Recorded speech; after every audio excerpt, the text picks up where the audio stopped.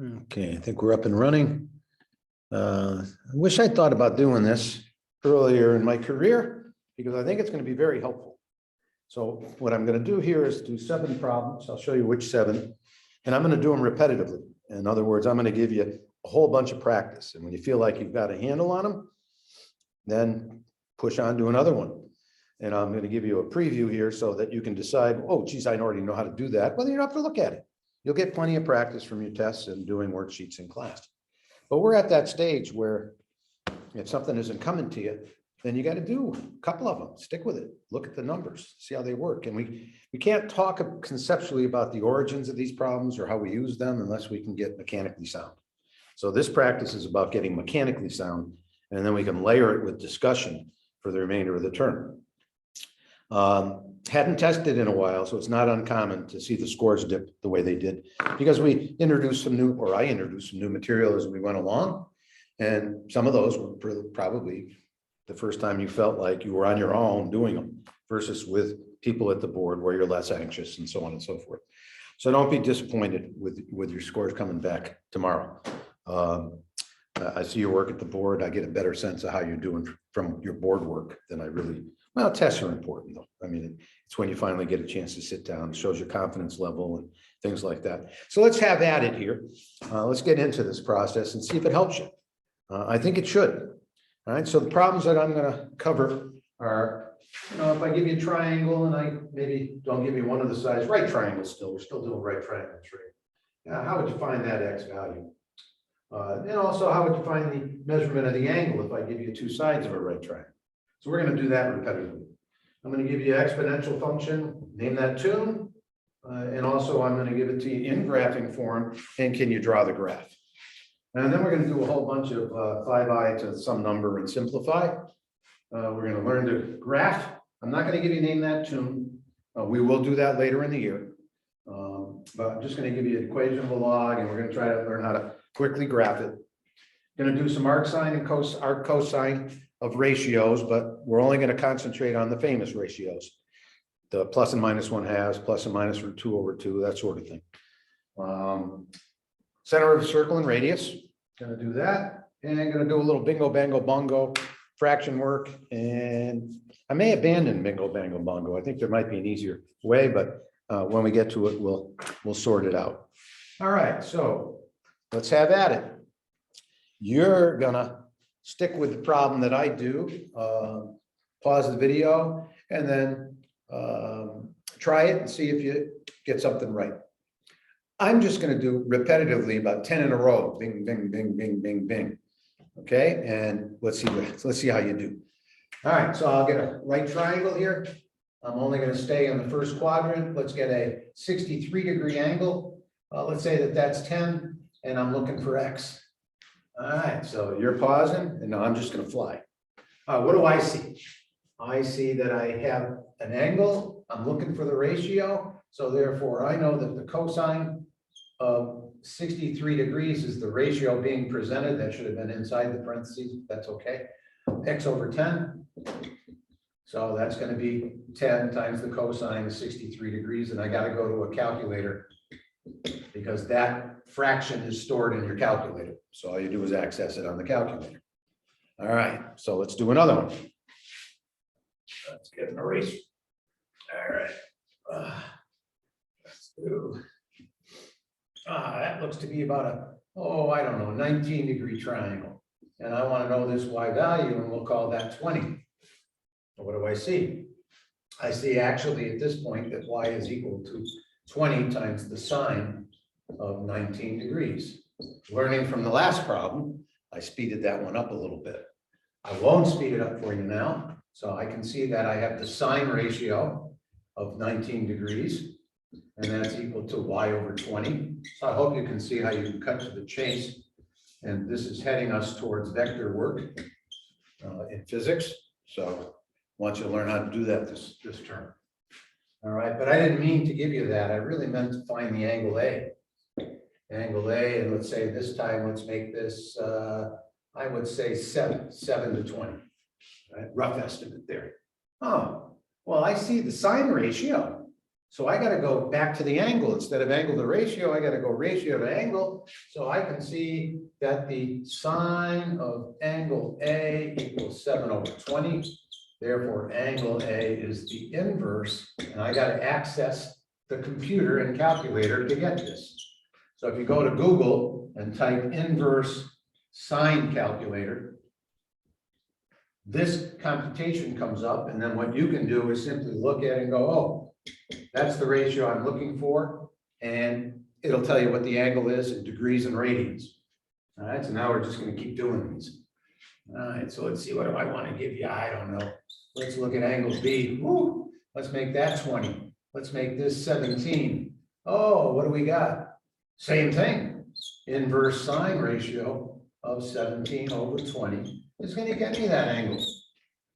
All right, so let's try another one.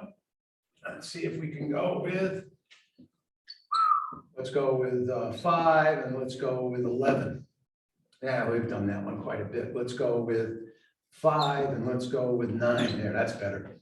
So we're looking for angle A. What's angle A? Oh, that's the inverse tan ratio, 5/9. Google, type in inverse tan calculator. You'll get an open parentheses. You put in your ratio, you got your angle. All right, let's see if we can go with another type.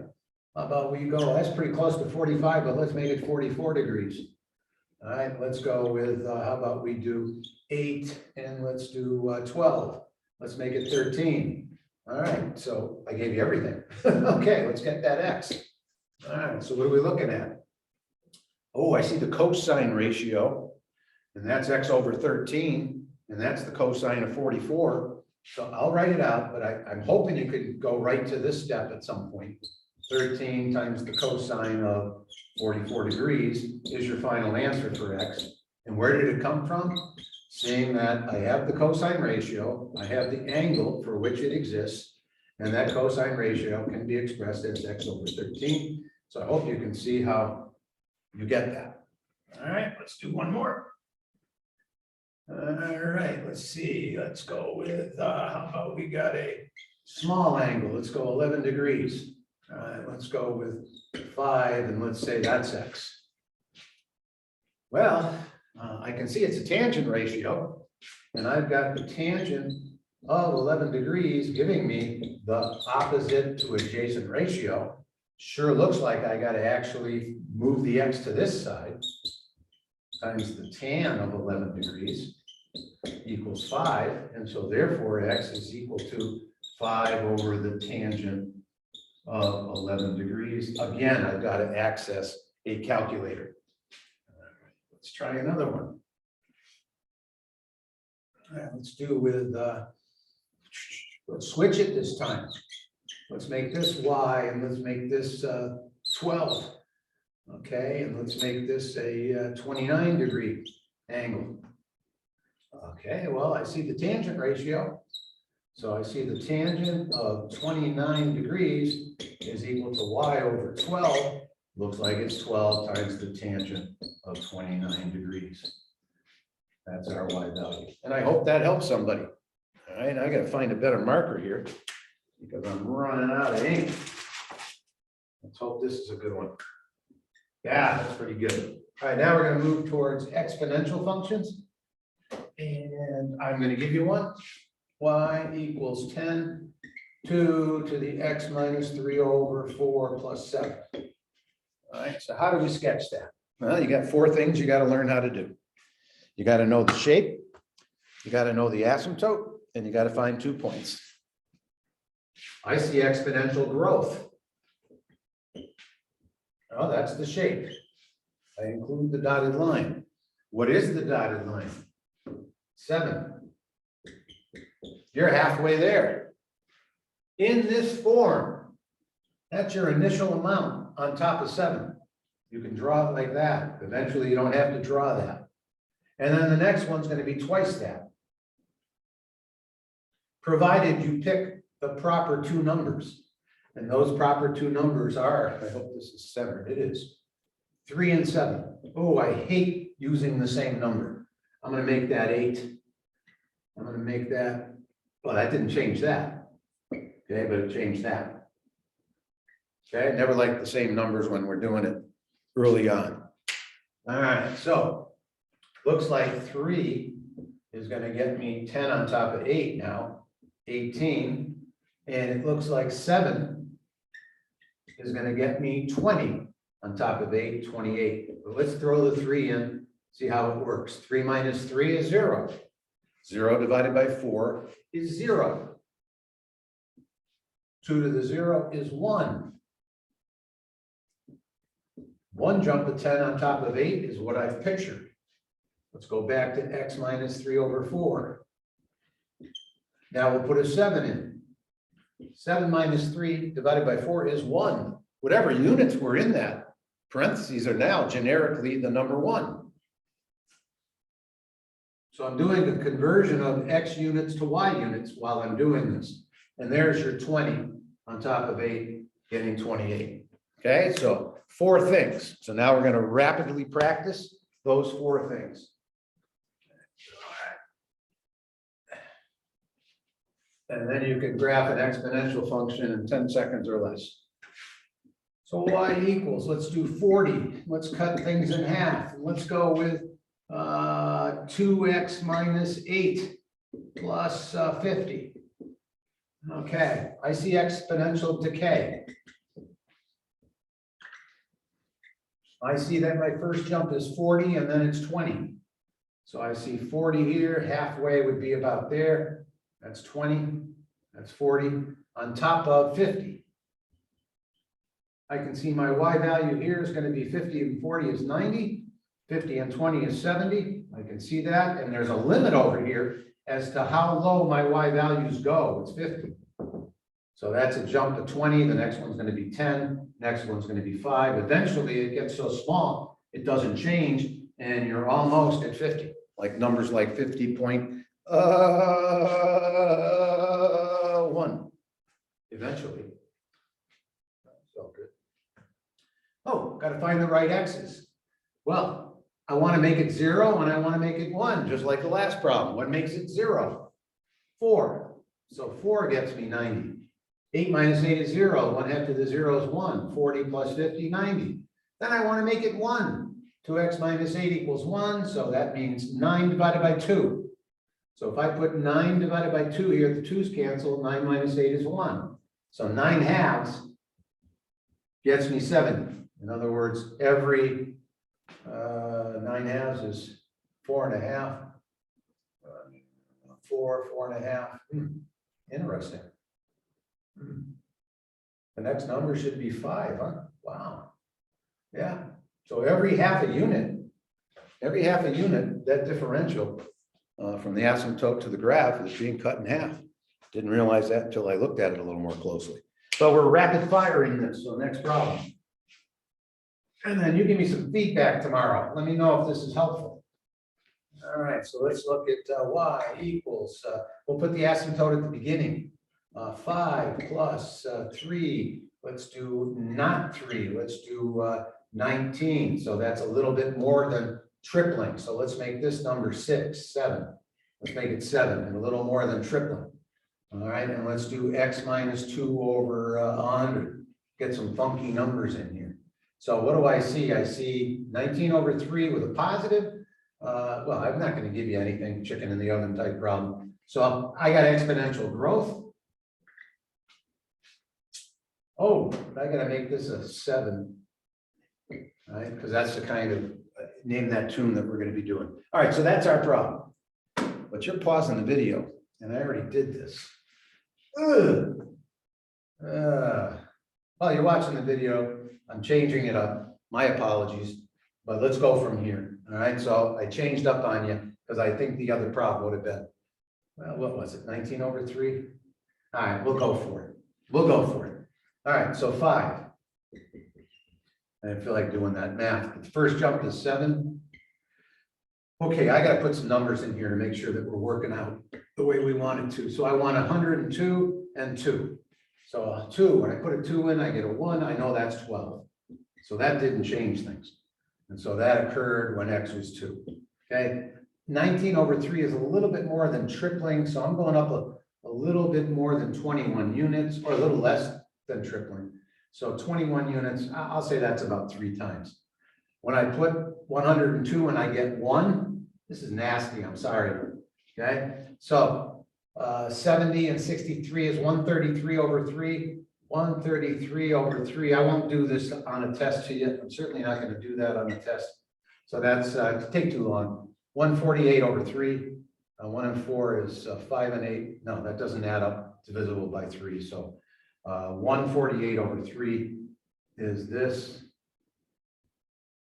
And that occurs at 102. And I'm not going to do that to you. Okay, so I'll make sure I write that better the next time. All right, so let's do one more. Let's do y equals, let's do 6, let's double, let's do x minus 5 over 20, and let's do plus 100. There we go. All right, so I see growth again. I see a doubling. I see jump of 6, and I'm doubling it, jump of 12. All right, so there's a jump of 12. If I get the right numbers, and the right numbers here are 5 and 25, so 5 is going to get me 2 to the 0, which is 1. 6 plus 100 is 106. And 25 minus 5 is 20 divided by 20 is 1. There's your 12 on top of 100. So there's your 112, and that occurs with an x value of 25. And I got to label my asymptote.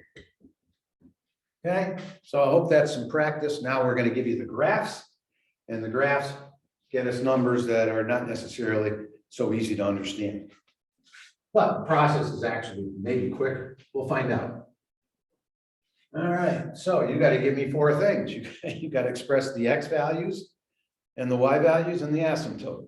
So let's get an exponential growth first. So let's look at 5 gets you 20. Let's get an asymptote of 8. And let's go to, how about 9 gets us, so that's 12 units. Let's go up 23. Let's go to 31. All right, so what's the equation? Name that tune. Well, I see y equals 8. How do I get from 8 to 20? I go up 12. Next time I don't go up 12. The next time I go from 8 to 31, which is up 23. Brain's a little tired, so not quite doubling function. And I want to highlight a 5. I want to make it a 0. And now when I put the number 9 in, I want to make it the number 1. So I divide by 4. I think it's quicker to actually have the graph and name it than it is to draw it out. Let's try doing that again. So dotted line. Let's go with y equals 15. Let's have decay. Let's put a time in here that makes sense. 1922. There were more than 15, quite a few more than 15. Let's go with 80. And then let's go with 2022. Let's go all the way down to 35. Believable, I guess. So I see an asymptote of 15. The constant is always the asymptote of an exponential growth or decay. I've got to look at my first jump. 15 to 80 is a jump of 65. Next one is probably not 65, I'm sure. Can't be that. So 15 to 35 is a jump of 20. So this is about a third of the differentials. It doesn't look like a third. A third would be more maybe there. All right, so that's the jump of 20. That's the jump of 65. And the base of an exponential function is the ratio on the right divided by the ratio on the left. The differential on the right divided by the differential on the left, I think is stated better. I got to make 1922 act like a 0. So I'm going to put T for time, 1922. And then my time has elapsed 100 years. All right, that's how you do that one. Do one more. If you've got this and you own it, you don't have to stick around. Let's do y equals, let's do 40. Let's do exponential growth. Let's do the year 2020. Let's go with 51. And let's go to 2027. Let's go 70. All right. And for those that I was going to give you a challenge, but let's just do this, see if it works for you. So 40, how do I get from 40 to 51? Remember the y values. The y values are what we're working with. 40 to 51 is a jump of 11. The next one is not a jump of 11. 40 to 70 is a jump of 30. This is a little bit more than tripling, which allowed me to kind of get a 3-to-1 ratio here. There's my first jump. There's my second jump. Just about tripling. Okay? I got to make a 0 out of 2020. So t minus 2020. When I plug in 2027, I get a 7. 7 divided by 7 is my 1. We all know what b to the 0 is. We all know what b to the 1 is. Therefore, I can manipulate it. I'm done. All right. Now we're going to try imaginaries. All right. So -1. 1 time, an odd number of times is a negative. Twice is a positive. 3 times is a negative because it's odd. 4 times is a positive because it's even. Okay, so odd gives me a negative. Positive, I'm getting tired saying that. All right, so let's look at 5i to the 29th. Well, I can rewrite 5i to the, remember, I squared is a negative. I squared is a real number, -1. Okay, so I'm going to rewrite 29 by dividing it by 2. Well, that gets me 14. That gives me 5i to the 28th.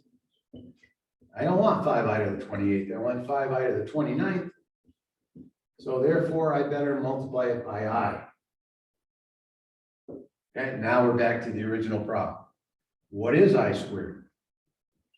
It's that negative symbol. 14 times is an even number.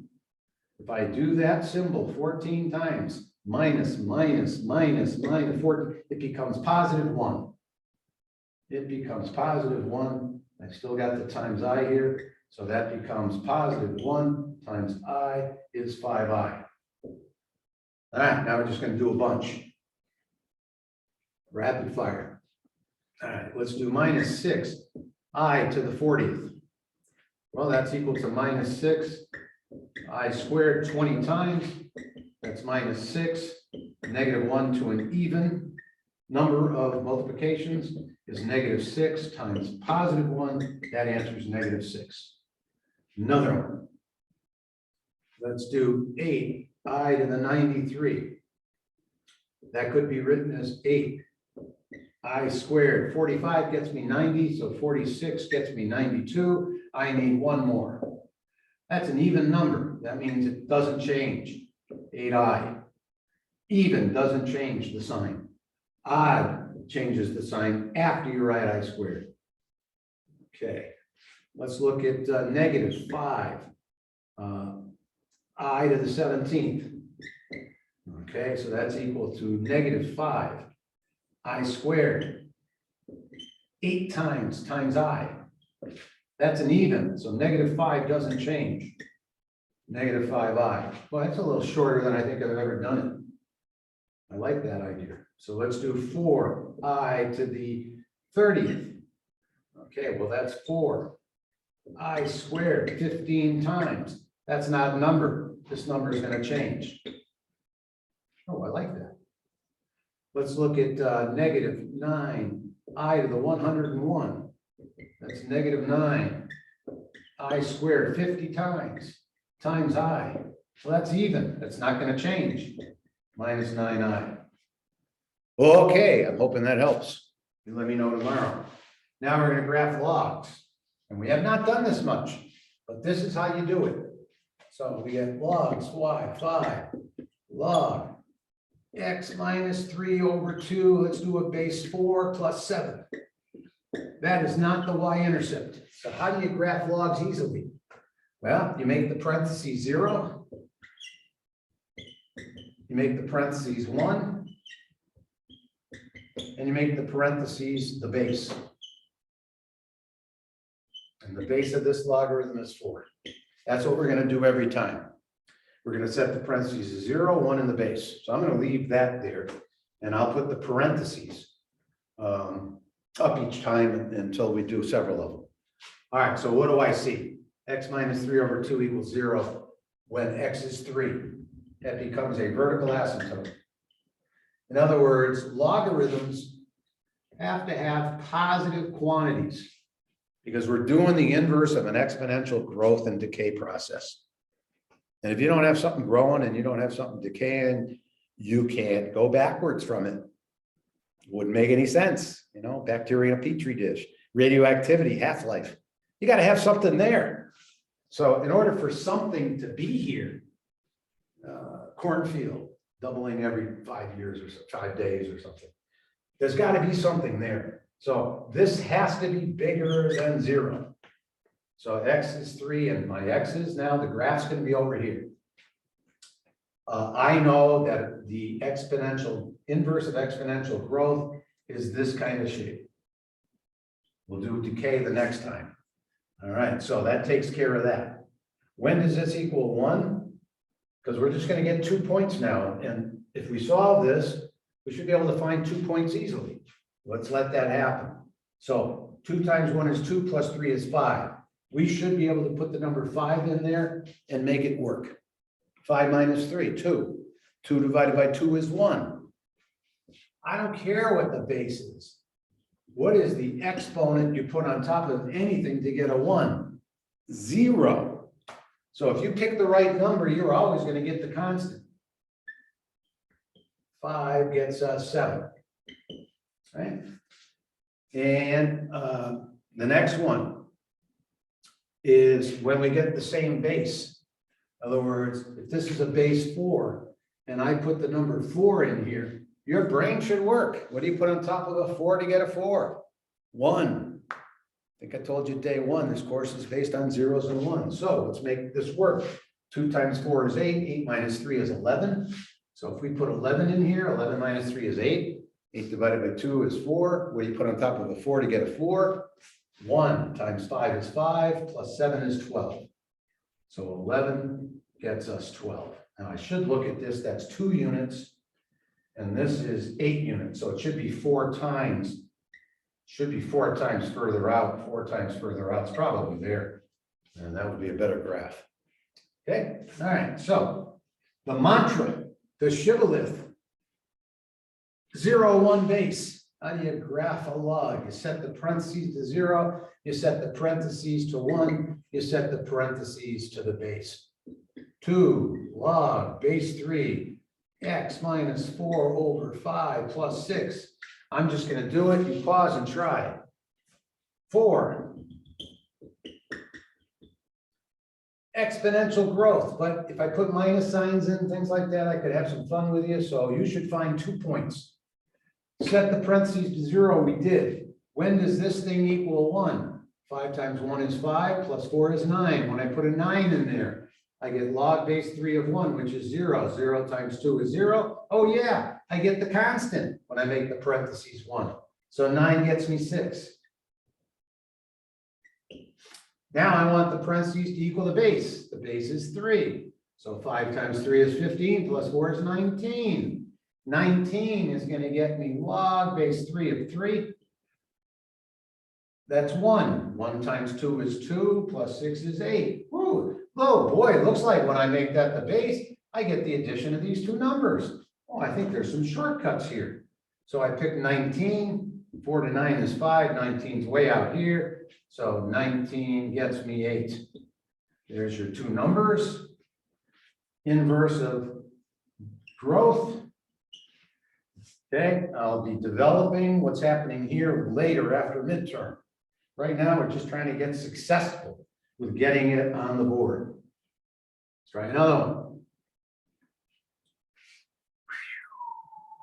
Let's do y equals 7 log base 1/2 x minus 2 over 9 plus 20. Okay, what makes the parentheses 0? X equals 2.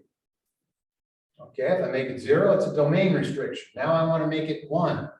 9 times 1 is 9, plus 2 is 11. So I want to put 11 in there. And if I do, I'm going to get 20. Okay. Log 1, what do I put on top of 1/2 to get a 1? 0 times 7, 0 plus 20. Oh, yeah, next time maybe I'll just go to that when I make that 1. Boom.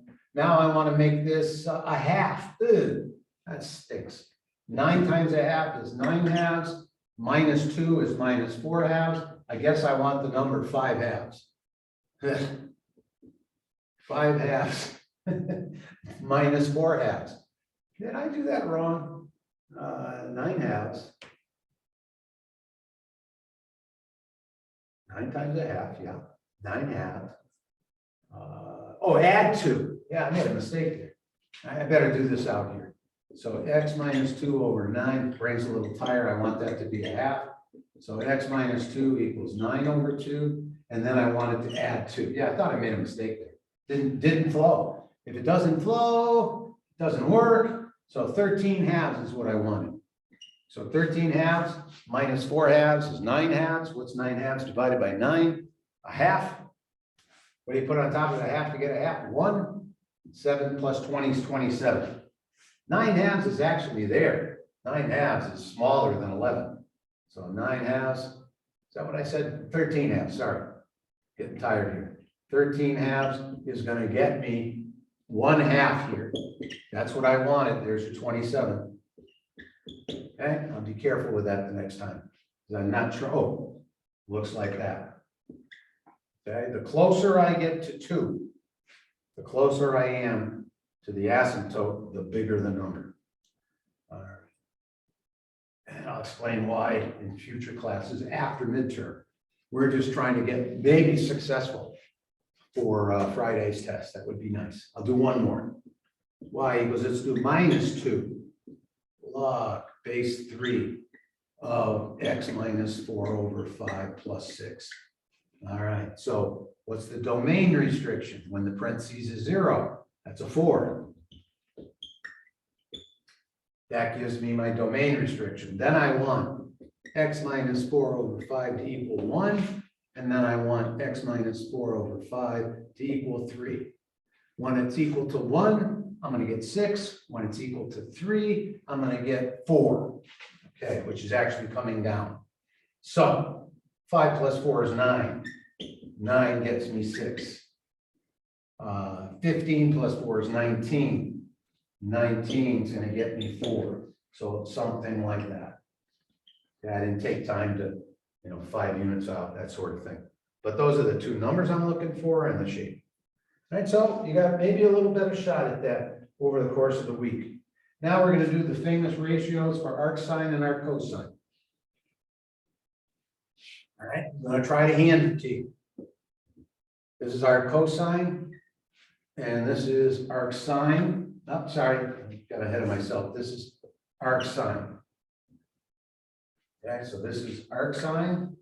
Could have been written this way. Arc cosine could have been written this way as well. And I am going to give you the memorization that you need to give yourself some answers. So, famous ratios. -1, 1, that makes this 0, that makes this a 1/2, that makes this -1/2. I'm going to go to 0.71, -0.71 for -√2 over 2. I'm going to go for positive 0.71 for √2 over 2. And then I'm going to go 0.87 for √3 over 2. I'm going to go negative 0.87 for negative √3 over 2. I'm going to try to draw an appropriate arc. That looks pretty good, actually. Here, I'm going to go from 1 to -1. There's 0. There's a 1/2.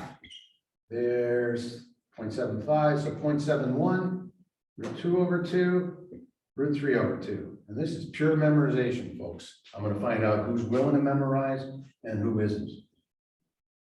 Okay, 0.71, √2 over 2. And I'm going to do -0.87. I'm going to give you a decimal there. And just so that, missed that. That's a little better. All right, so I'm just going to put some numbers in here. Cosine inverse of -√3 over 2. Okay, you try it. Oh, I'm on this. Oh, that's this. That's that angle. That's that angle to get to this triangle. That's 150 degrees. That's also 5 chunks of 6. Right? Pi over 6 is 30. 5 times 30, 150. That's how you do that problem. Ratio to angle. Now let's try another arc cosine. How about we do arc cosine of 1? Oh, 1's over here. How do I get there? I don't move. That's 0 degrees.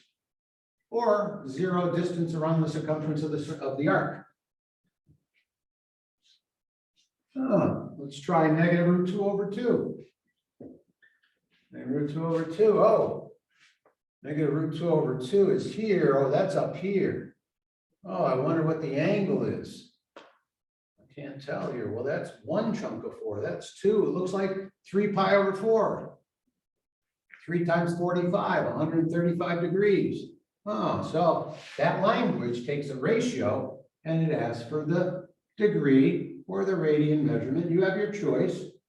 You have your choice. I think that eventually is quicker, but you're going from angle to from ratio to angle. Ratio to angle is the language you're using. I wonder what cosine of negative, or arc cosine of negative 1 is.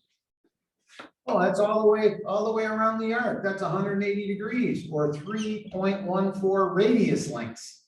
Pi, obviously, right? So 3.14 radius lengths. We'll see how good my circle is. That's a radius. Yeah.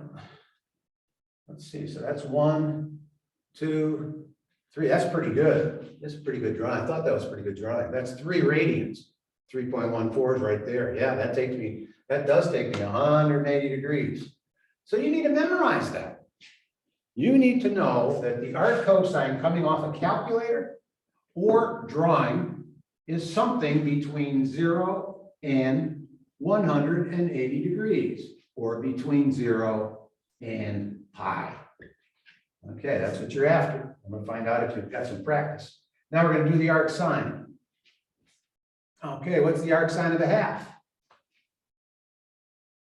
Oh, I got to look at this and memorize. Oh, half's here, which means that I'm there on the circumference.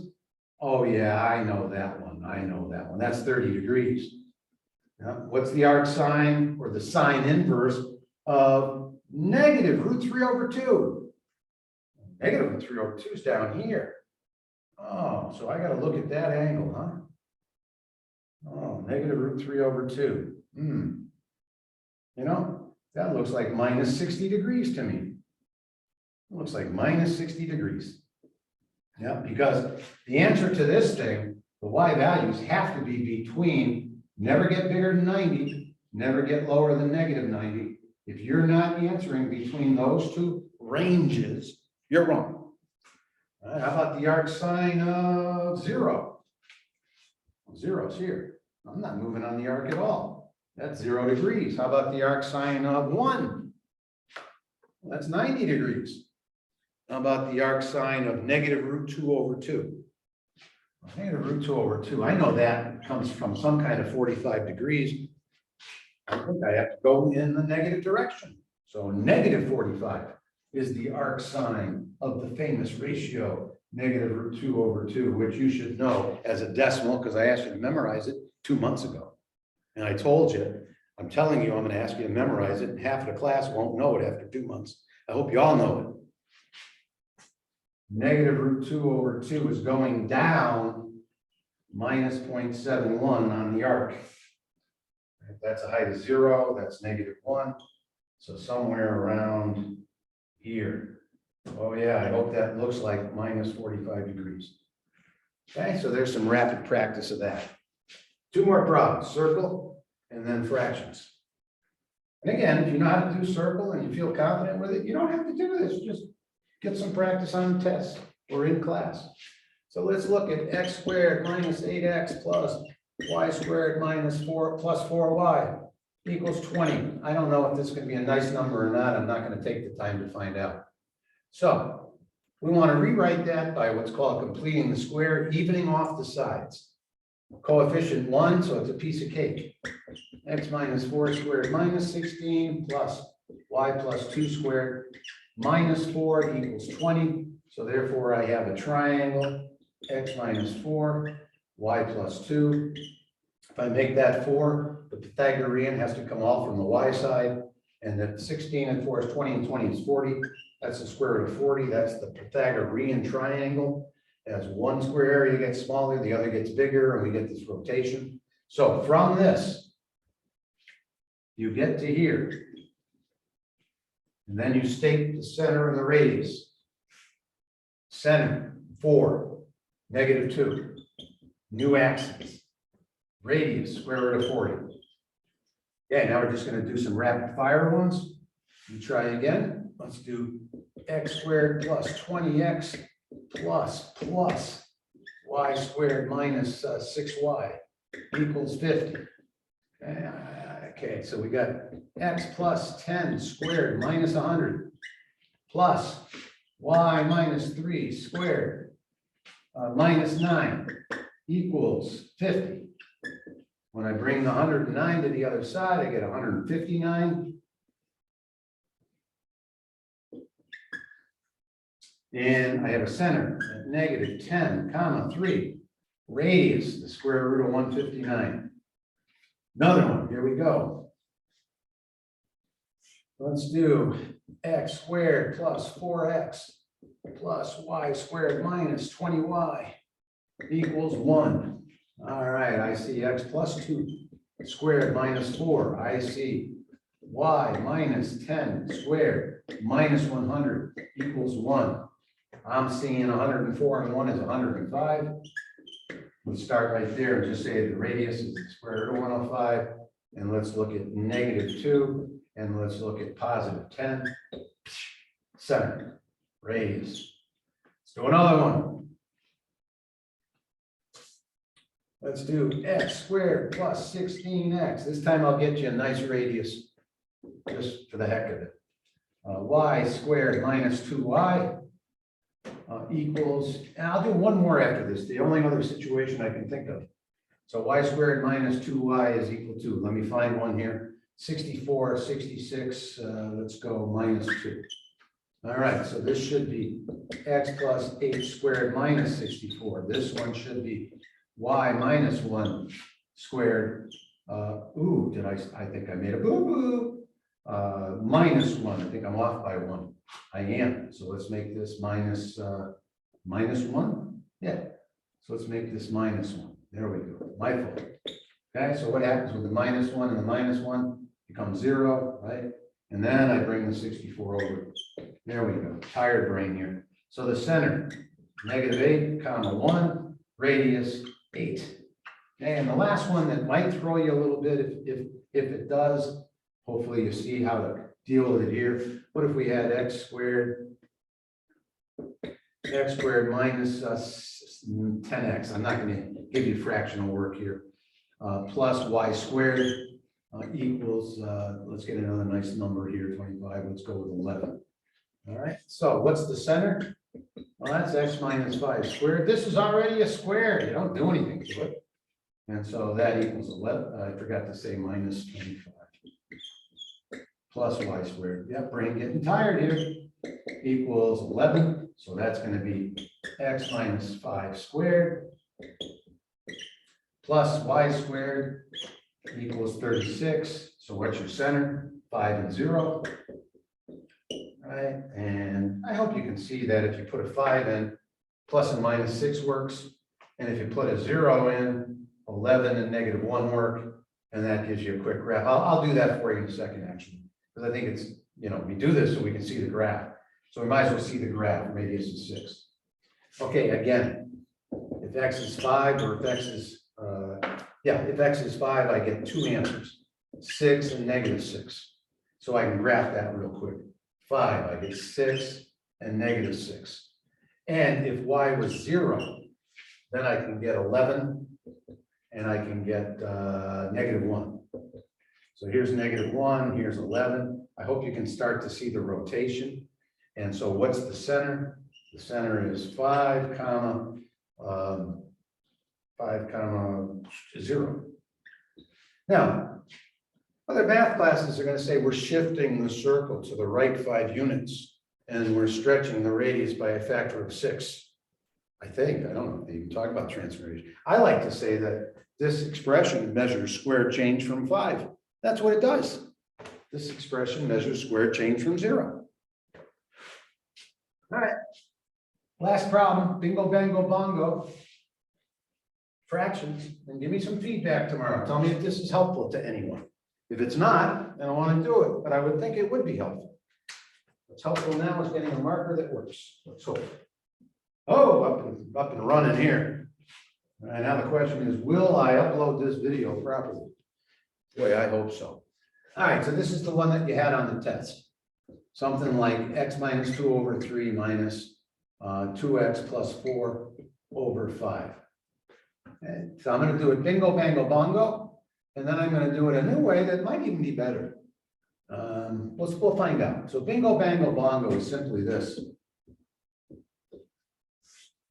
This is kind of a mechanical method. It's pretty hard to make a sign error. So I am now not thinking about that at all. I've dealt with it. What I'm thinking about is the multiplication here, which is 5x minus 10, and the multiplication here, which is 6x plus 12. People have trouble with the distribution of the negative with these fractions. I think I've just taken care of that. 15, some of you forgot the denominator. That's an easy correction the next time. Okay, so 5x minus 6x is minus x, minus 10 minus 12 is minus 22, and I'm dividing by 15, and if you forget that, then you have to put the fraction together properly. And so that's how you do that one. I'm just going to rapid fire a bunch. And sometimes, even if you have a common denominator or a common factor in the denominator, it's quicker and easier still to do that. So let's do 3x minus 4 over 2, and let's do minus 4x minus 7 over 3. You try bingo, bango, bongo. Pause it, go for it. Parentheses minus parentheses over parentheses. 9x minus 12. 8x minus 14. 3 times 2 is 6. So 9x minus 8x is x. I'm going to put it here. Boompity, boompity. Minus 12 minus a minus 14 is 14 minus 12, which is plus 2. Common denominator 6. Another one. Hoping you get a check on the next test. I'm in your camp. Let's do 5x minus 3 over 4 minus. I think I'll keep doing minuses because that's the distribution issue. Over minus 4x plus 7 over 3. Okay? Bumpity, bumpity, bumpity. Bingo, bango, bongo. So I got the minus signs taken care of. So 5x minus 3, 3 times that. 15x minus 9. 4 times that. Minus 16x plus 28 over 12. All right, so I'm going to go up above again. Minus and minus, 16x plus 15x, 31x, minus 28, minus 9, minus 28, minus 37, if my brain's still working, over 12. All right, that's bingo, bango, bongo. I was toying with the idea of multiplying everything by 12 and then dividing by 12, but I think I'm going to just stick with this. Not get, if you're practicing that, we'll do maybe one more. Let's do one more. Yeah. All right. Now, some of you had trouble with a problem like this. 5x minus 2 minus 1 equals 3x over 7 plus 4. All right, so let's do that one. And let's do it in the bingo, bango, bongo method. So 5x over 2 minus 3x over 7 equals 5. Okay, so we do bingo, bango, bongo. So if you got this wrong, you might want to go to this method.